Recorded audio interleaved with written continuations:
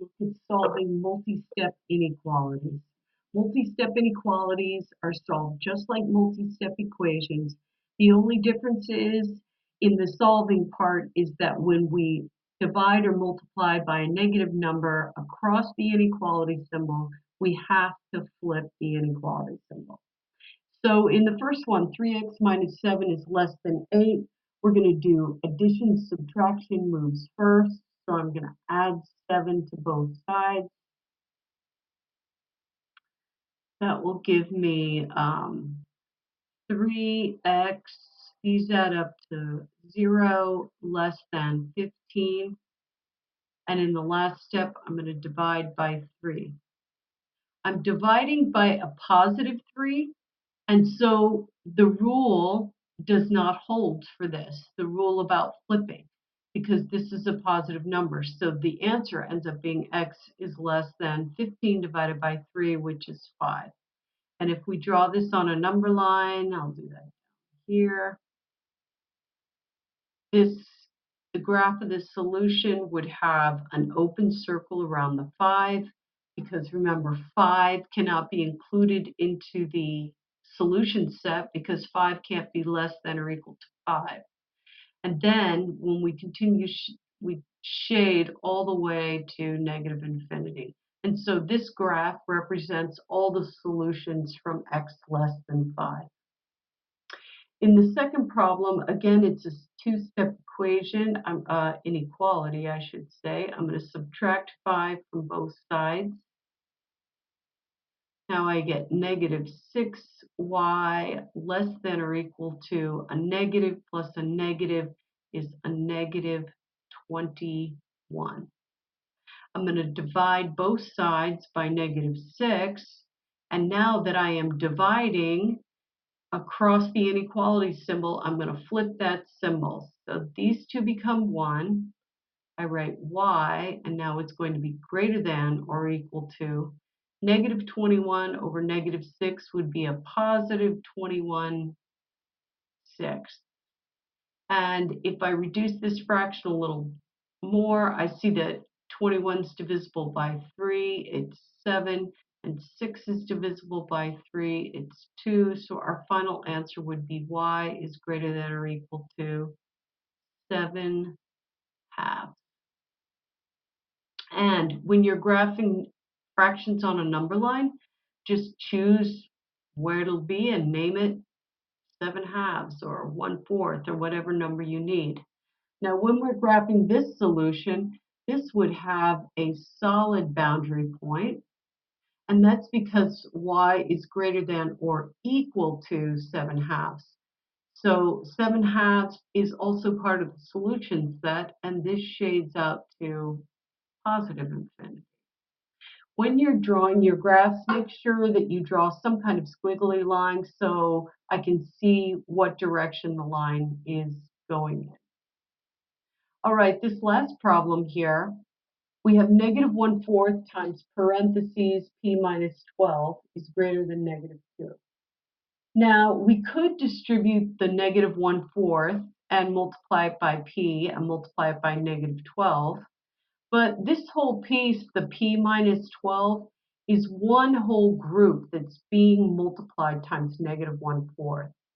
So actually, if I multiply both sides by the reciprocal of negative 1/4, which is negative 4 over 1, 4 over 1, on the left-hand side, this reduces to the number 1, so the fraction drops completely, and I'm left with p minus 12 on the left.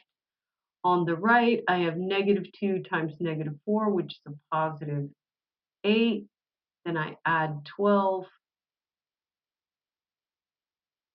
And then finally, we have p greater than 20.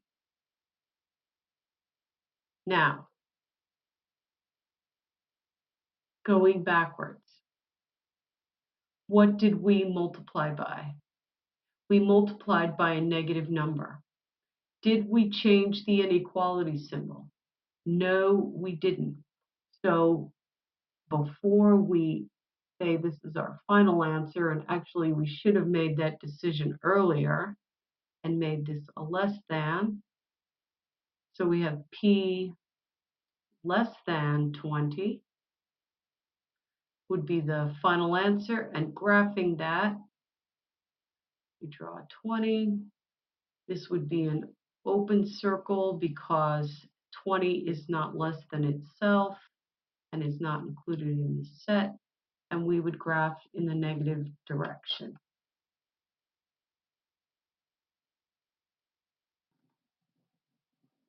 Here are a few more examples of multi-step solving. So in the first one, I chose this example because we have variables on both sides. So I want you to see that the process is still the same. We would put the variables together first. I would subtract 3x from both sides.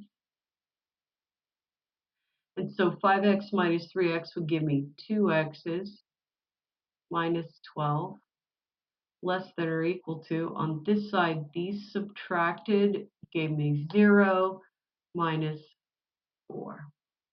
Then I have a two-step equation. I would add 12 to both sides.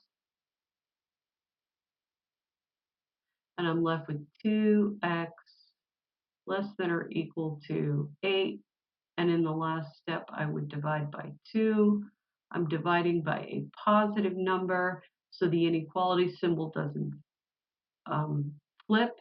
And so the final answer would be x is less than or equal to 4.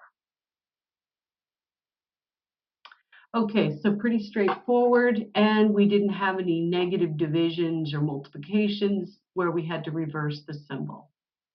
Let's look at this problem up here in the corner. In this case, I think I am going to distribute the 5 first to solve it. So if I do that, I get 5m plus 25. And on the other side, I have less than 5m plus 17. Okay, so if I subtract 5m from the right over to the left, what happens? The variables add up to 0. So I'm left with 25 less than 17. So what could be the solution? Is 25 less than 17? It isn't. And so because the variables dropped out, just like when we have equations, if the variables have dropped out and we end up with a statement that is not true, then the final answer is no solution. So what that means is no matter what I substitute in for the letter M, that I'm always going to come up with this final statement, which is false. So we do have no solution inequalities. Okay, so let's look at this final problem here. I have 1 minus 8s, and that's less than or equal to negative 4 times 2s and negative 4 times negative 1, which is going to give me a negative 8s plus 4. Okay, in this case, again, we're going to put the variables on the same side. So I'm going to add the 8s on each side, moving this 8s to the right, left-hand side. And once again, the variables add up to 0, and I'm left with something like this, 1 less than or equal to 4. So, like the last problem where we came up with no variables and something that was not true, in this case, we came up with something that doesn't have any variables, but we actually came up with a true statement. 1 is less than or equal to 4.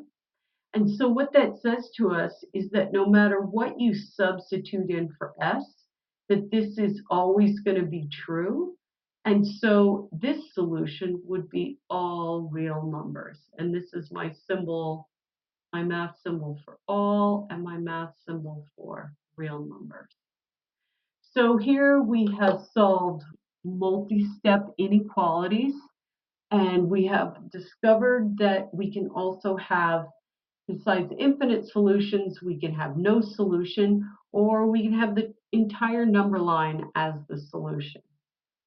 So tonight, when you finish watching this video and taking your notes, please answer the 2 questions you saw in the assignment and email me the answer.